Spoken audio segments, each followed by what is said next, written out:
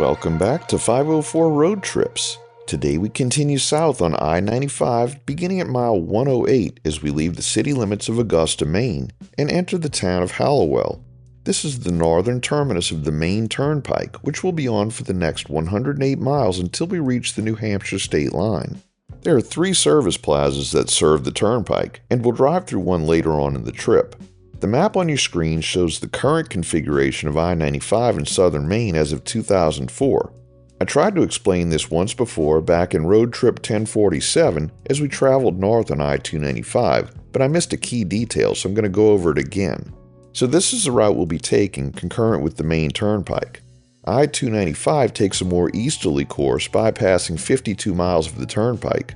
Additionally, there's an unsigned I-495 known as the Falmouth Spur, which makes a direct connection between the turnpike and I-295 north of Portland, running specifically in the town of Falmouth. Originally, with its completion around 1960, I-95 took what is now the Falmouth Spur to the east and then took what is now I-295 north to West Gardner. I-295 also opened in 1960, served the city of Portland, but only had a fraction of the length that it does today. Meanwhile, the bulk of the 1950s Maine Turnpike was a standalone highway without a number. Now here's the detail I left out, and this was pointed out by Edward Rasmussen in the comments.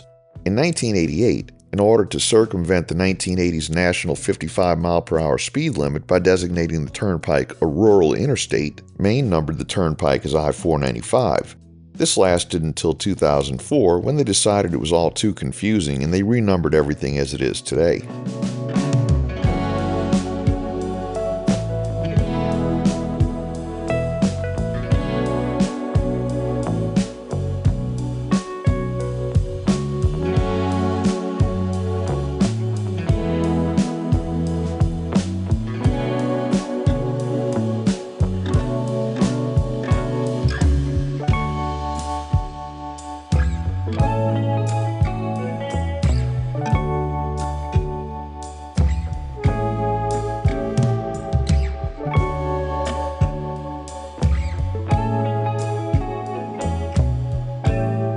We enter the town of Farmingdale, incorporated in 1852. In the late 19th century, ice harvesting was a major industry in Farmingdale, with the Knickerbocker Ice Company and Marshall Ice Company operating at Bowman's Point. The Knickerbocker Ice Company burned down in the 1890s, and its chimney stood until 1911 when it was removed for the Central Maine Power Plant. Other riverfront industries included shipyards, brickyards, and a glue factory, but Farmingdale never developed a town center like nearby Gardner or Augusta. Fires, floods, and economic changes eventually ended these businesses, and today Farmingdale is a residential community, balancing developed riverbanks with rural backlands.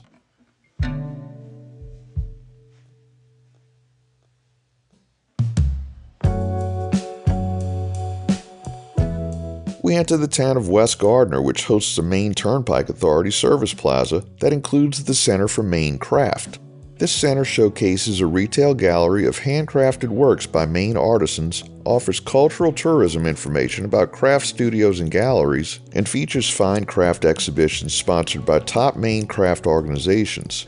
Additionally, the service plaza includes fuel by Citgo and food by Burger King, Dunkin' Donuts, Popeyes, and Applegreen. Here we see I-295, which is the route we took northbound, but will continue south on I-95 and the Turnpike. I-95 gets control cities of Lewiston and Portland here. I-295 is the second of many auxiliary routes of I-95 that we'll see throughout this trip.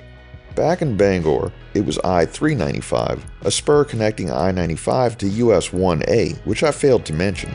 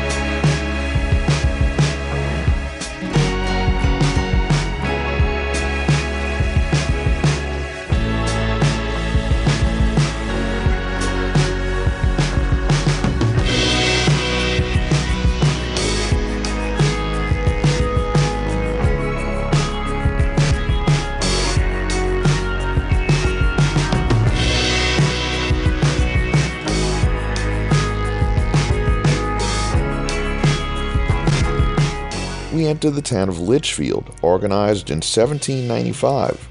The town had a population of 3,586 as of the 2020 census. The Litchfield Farmers Club, originally the Litchfield Agricultural Society, was established in 1857 and held the first Litchfield Fair in 1858. Held annually the weekend after Labor Day at the fairgrounds on Plains Road, the fair's motto is "What a Fair Should Be." It features agricultural demonstrations, an exhibition hall, a museum, an antique car parade, a demolition derby, carnival rides, games, food, and vendors.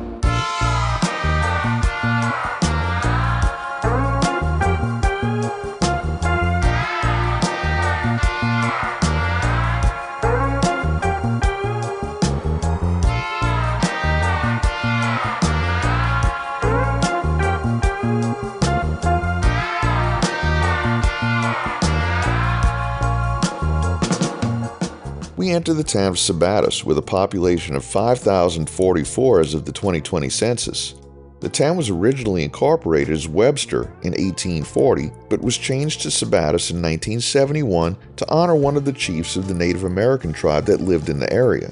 We've also entered Androscoggin County, home to Maine's second largest population center, the Lewiston-Auburn area, and named after the river that runs through it.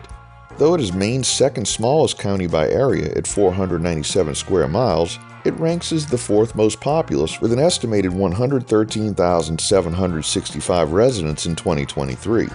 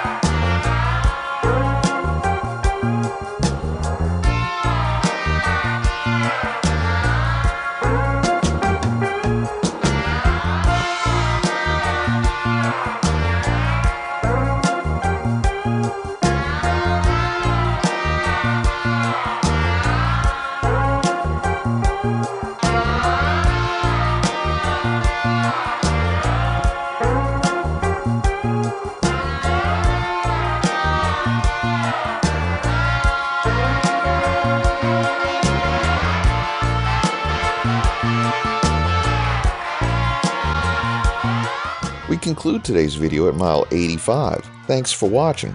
We'd like to give special thanks to our backseat channel members, Darren175, Audubon5425, Stuart Webb, and John Neal, and front seat member Redhead. You can also help support our channel for as little as $1 a month and get early access to our regular videos.